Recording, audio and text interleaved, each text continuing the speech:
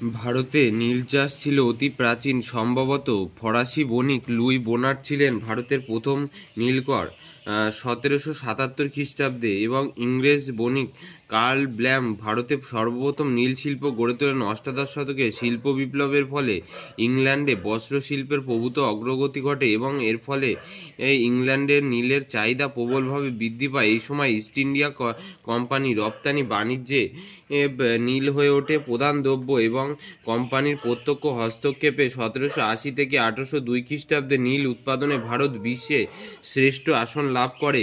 প্রথম দিকে নীল চাষে কোম্পানির একচেটিয়া অধিকার ছিল এবং নিজেরা নীলকর নামে ইংরেজ কর্মচারীদের সাহায্যে নীল চাষ করাতো। দিল্লি থেকে ঢাকা পর্যন্ত বিশাল অঞ্চলে নীল চাষ হতো এবং তাই এর মধ্যে বাংলার নীলই ছিল সর্বোৎকৃষ্ট। 1815 থেকে 16 খ্রিস্টাব্দে কেবল বাংলায় উৎপাদিত নীল সমগ্র বিশ্বের চাহিদা মেটাতে সক্ষম ছিল।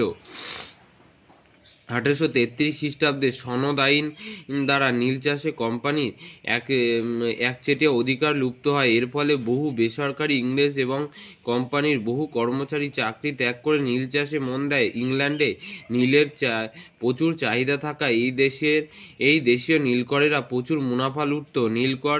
নীল চাষের পদ্ধতি: নীলকর সাহেবরা মোটা টাকা দিয়ে জমিদারদের কাছ থেকে দীর্ঘ সময়ের জন্য জমি ভাড়া করে তাতে নীল চাষ শুরু করে। প্রথমে তারা ভাড়াটিয়া লোক দিয়ে চাষ করাতো, পরে তারা দেখলো যে চাষিকে দিয়ে তার নিজের জমি চাষ করাতে পারলে লাভের সম্ভাবনা বেশি। নীলকর সাহেবরা নিজের জমিদারি বা জমিতে যখন নীল চাষ করতো তখন তাকে বলা হতো নিজ আবাদি বা এলাকা চাষ।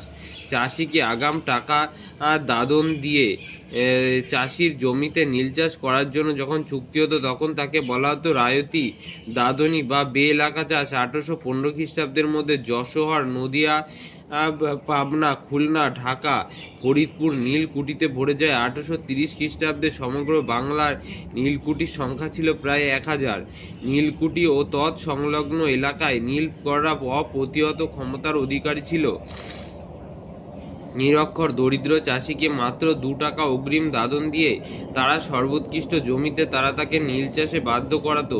ছলে বলে কৌশলে নীলকর সাহেবরা এমন চুক্তিপত্র তৈরি করতো যে চাষি সারা জীবন তাদের ঋণের চক্রে বাধা পড়ে থাকতো এবং পুরুষানুক্রমে ঋণ শোধ করা তাদের সাধ্যাতীত ছিল। উৎপন্ন নীলের জন্য কৃষকদের যে মূল্য দেওয়া হতো তাতে উৎপাদনের খরচ উঠত না। এর উপরে আবার নীলের মাপ ও ওজনও তাদের ঠকানো হতো। জমিতে ধান, তামাক, কলাই বা অন্যান্য শস্যের চাষ অধিকতর লাভজনক হলেও তাদের চাষ করার অধিকার ছিল না। ধান চাষ বন্ধ হওয়ায় চাষির ঘরে তীব্র অন্নাভাব দেখা দেয়।